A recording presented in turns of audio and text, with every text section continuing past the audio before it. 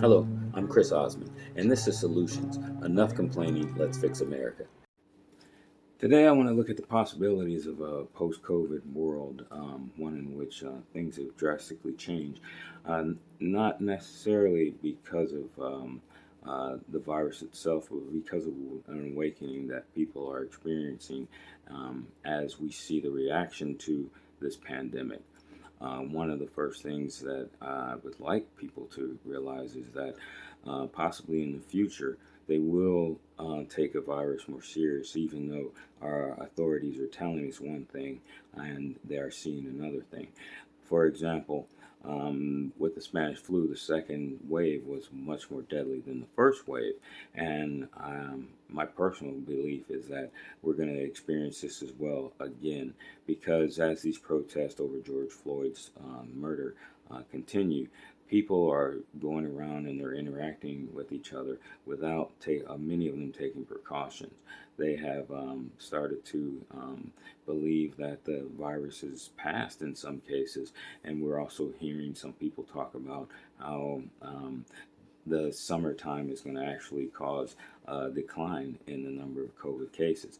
We'll see if this virus is in fact impacted by things like heat, the change in temperature. But I live in Florida, and I don't necessarily think that our cases are, we weren't impacted any more so than anywhere else around the country.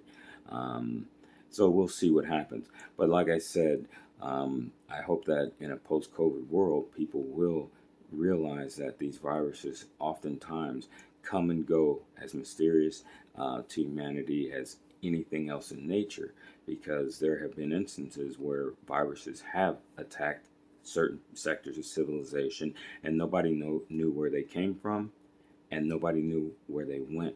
They just went dormant on their own, and there was no cure, there was no vaccine. And right now our leaders keep telling us that, there's a possibility of a cure. And all of a sudden, we're supposed to get excited about that, when in America, the reaction has always been after the fact, first off, and up until now, incorrect. All these potential vaccines have failed. The test kits that they allowed to go out there have been proven to be bad test kits. And, our leadership has proven to us that they are not willing to do what is necessary to stem the tide of this virus. Some of the other things that I hope happen in a post. Oh, one thing about if you want to read something that's very interesting and to be very enlightening, it's one of my favorite books. I'm pretty sure it's a fiction book. But it was so well written. It seemed as if it was actually taken from an actual real account. It's a book called The Plague by an author called Albert Camus, and then that's Camus. And it was so descriptive, it felt like it was an actual event that someone had actually gone through. Just give it a read. I think he's French, but it's translated into English, and I'm sure other languages, because it's such a good book. Now, the other thing that I hope that happens in a post-COVID world is that people realize the shortcomings of capitalism, because right now, what people are given the choice between is to return to work to save our capitalist economy and face the possible exposure to COVID-19 and possibly infecting yourself and dying, or infecting others and dying, which would possibly be worse, because then you have to live with the survivor's guilt of bringing home COVID-19 to a family member or a friend or some other loved one. That's one of the choices that we're given. And the other choice that we're given with capitalism so far has been to stay at home and not have any money coming in, and not being able to afford the things that are necessary to sustain life. Things like groceries, rent, clothing, water, electricity, all these things that modern life requires are not being allowed because of the failure of our government to provide sustenance in monetary form or any other form. They have basically let the majority of the people down, while they're giving away trillions of dollars to the wealthy. I mean, look at Wall Street. no matter what the news is these days, Wall Street continues to climb up and up and up. It has its little, downward trends, but it lasts a day, and then all of a sudden it continues to go up. And a lot of people don't realize that basically all that's happening there is the Federal Reserve, which is a series of privately owned central banks in America. They have been printing up trillions of dollars to buy up these zombie companies that exist on the stock market. They're buying up these junk ETFs to the tunes of trillions of dollars, and basically just buying companies. An ETF is a bunch of companies put together like a mutual fund, and they're basically just buying up these ETFs, and they are buying up junk ETFs that are worthless to keep the stock market going up. So that's why when you hear about unemployment being, as higher than it was been during the Great Depression, the stock market continues to go up because the Fed continues to buy all this worthless, all these worthless companies that haven't made a profit for years, that have actually lost money for years, like Wayfair, like Uber, like Lyft. A lot of these companies have not made a profit since their inception, since they were posted on the New York Stock Exchange. Now, another thing that I hope people realize in a post-COVID world is that there is a correlation between the increase in diseases other than COVID-19 and wealth inequality. Look at diabetes. Dr. Atkins, who created the Atkins diet, he was a heart surgeon, and basically he put his patients on diet so that they could survive surgeries that he was, going to give them, provide to them. And what he found was that while he was giving these people on these diet, while these people were on his diet, which was the low carb diet, which became the low carb diet, all the people lost weight. And then he looked further into it and discovered that there was a one-to-one correlation between the increase in processed food and diabetes and obesity. So what has happened is, with our centralized food supply, we have allowed corporations to, in the name of money, to cut corners, to save money, to add more preservatives to the food, to create food that does not nourish us. We have allowed these corporations to be centralized, and that makes it so that we only have access to food that is not good for us, and the food that is making obesity in America to explode. Now, that's just speculation, but I will look it up, and I will put, if I find any links to studies that have actually been done. As far as the numbers, I will put that in the links below. Another thing that people don't seem to realize is going on with wealth inequality is that things like the military claiming that college debt is one of their biggest recruitment tools. This was done a year or two ago, where it was actually military recruiters were saying that one of the best recruiting tools that they've had in years was how much debt college students were coming out of college with. That's not a good thing. When you come out of college, you should be able to go to work, find a job in your field, and college used to be used to avoid going to having to join the military. When people were being drafted for the Vietnam War, college was one way in which to avoid having to go into the military. Now, it's a means to recruit people into the military because the debt has become so egregious and outrageous that people have to sign up for the military to get their college paid for after the fact. And then another thing is the prevalence of COVID-19 cases at food processing plants. Actually, that should have been related to the point before. Look, we have companies that have, or the country now is calling these people heroes because they work in these food processing plants, and they're basically were exposed to COVID-19 and be working side by side with other people that had tested positive. And the law is required that these people not be told that they were working side by side with someone who tested positive coronavirus. So yet again, that's capitalism showing it that these terrible things are features, not bugs. Capitalism A feature of capitalism is that you have to continue to make more money.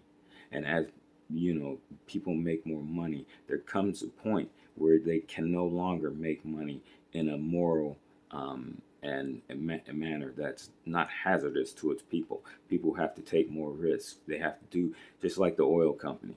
They talk about how oil is finite, but yet and still, why would you go out into the ocean with an oil rig if you could just keep drilling it on land? Why would they go to the extent of going to the Arctic to drill for oil and spend, like Shell spent $7 billion to drill for oil in the Arctic? And then after spending $7 billion, they realized that to get that oil was it was less cost effective than to just leave it where it was. And then you also have cases of fracking, which is showing to be a Ponzi scheme, because fracking costs more than they actually bring in, and they have to continue to add new frack rigs to frack more oil. They have to keep ahead of the so that investors keep buying into the newest rig. Meanwhile, they're losing money on the back end. So these things are also showing, the failure of capitalism. And, to say that, oh, that's deregulated capitalism is kind of a misnomer, because capitalism, as the people start to make more money in capitalism and they need to find more and more ways to do it, you get the corrupt rising to the top. And they basically have figured out ways to legalize their immoral activity. Things that were once illegal now become legal because those in charge are corrupt themselves. Things like stock buybacks, which were illegal a few years ago, are now prevalent now. So companies were buying back their stocks and making their companies look, like they were worth more than they actually were. And then all of a sudden, when we have an emergency like this pandemic, these companies all of a sudden need to get loans from the federal government. They didn't save for an emergency or rainy day like the rest of us are told we should do. Now, another thing is that I hope people continue to strive for is to expose corporations like Amazon and other companies that sit there on TV with their stupid commercials where they sit there and lionize all these essential workers at the same time while they're forcing them to work side by side with people with coronavirus and that have tested positive. And they're historically, places like Amazon and Walmart, none of these companies none of them have good historical records as far as how they treat their people. Amazon, basically, they, instead of putting air conditioners in some of their warehouses, they were having EMTs stationed outside in case someone got heat stroke. It was more cost effective to have an ambulance waiting and for someone to pass out than to just put air conditioning in. So that's capitalism for you. Amazon also, like I said, there's a case where somebody that worked at Amazon that was kind of in management. I don't know if he was in management, but he got fired anyway. And he got fired because he was telling the people that they were working next to people who had tested positive for coronavirus. That's capitalism. Walmart, they have commercials too where they talk about how they love their employees and all this other stuff. But in the past, Walmart has taken out insurance policies against those employees that they statistically knew would had a higher probability of dying. People with illnesses like cancer and other illnesses like that, they would take out $1 million policies against their lives. Which, to me, how is that even legal? Because a spouse can't do that. Your spouse cannot take out an insurance policy without your knowledge of that insurance policy. It avoids things like husbands and wives killing each other just to get the insurance money. But for some reason, an employer was allowed to do this, just that thing, to their employees. And then on top of that, Walmart has been known to pay such low wages, such poverty wages, that their employees were costing the rest of us taxpayers $1 million per store. $1 million per Walmart store in government subsidies for these low wages in programs like welfare, SNAP, food stamps and others, we had to foot the bill for Walmart. That's a bad business model. I spoke about it years ago, and I questioned, what if all companies, that was their business model, that we always relied on the federal government to subsidize the poverty wages that they were paying. And kind of right now with the COVID-19, we're seeing what the government would do, how the government would react, because they could right now be paying for everybody to stay at home and get their wages from their company. There's a program, it was called the PPP, the payroll protection something, but that was to cover the expenses of wages for employers to keep their employees on the payroll, and that failed. The government failed to give those small businesses that money. As a matter of fact, there was so few regulations on it that giant corporations were getting that money. The LA Lakers got that money. Other giant corporations got that money. Some of them turned that money back in, but there was no requirement for that money to be exposed as far as who was getting it. So there are some corporations out there that did get that money that have not turned it back in because there's no restrictions on it, and there was no oversight on it. So that's capitalism for you. Another thing is that I hope people will start to look into things like the Michael Moore movie, The Planet of the Humans, because even the leaders who are pushing for a greener earth have been compromised, and they are now accepting money from the very corporations and from the very sectors and industries that they were supposedly fighting against. Just watch that movie. I'll put a link down to it below. I know it's been, banned and by YouTube and all this other stuff, but there are still places where you can see that video, and it's quite shocking to see that the fact that a lot of the green technology, like solar and wind, actually are causing more harm than they are solving, because they require that these plants, these coal-fired plants and all these other plants that use fossil fuels, they still have to be run while the solar plants are in operation, because solar plants have ups and downs. As far as, when there's no sun, you need to use a regular plant. So the coal-fired plant, if there's one in the area, has to be running in idle continuously, because you can't just start them up instantaneously when the sun goes behind the cloud. So those technologies aren't even really resolving the issue, and in some cases they're exacerbating the problem with climate change. That's one of the things that I hope people open their eyes to.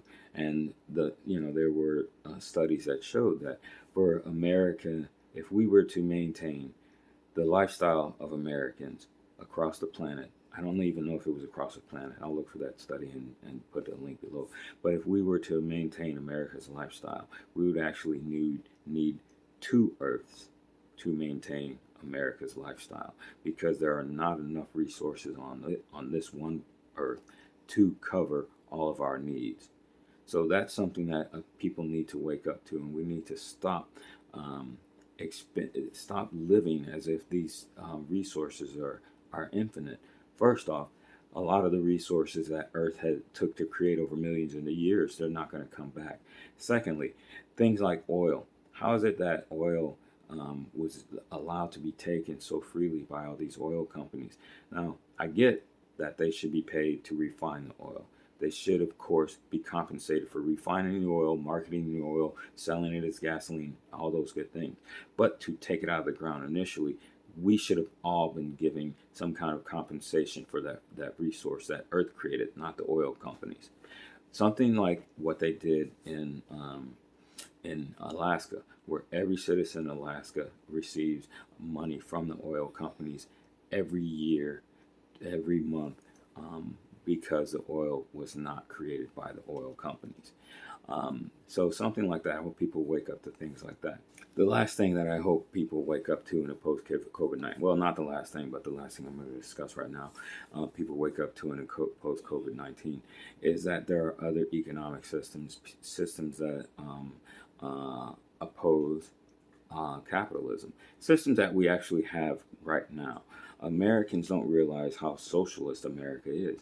But if you look at our military, our education system, our police force, which is supposed to be socialist, but they actually work in a capitalist vein because they work for people who pay them and not the taxpayer who actually pay them.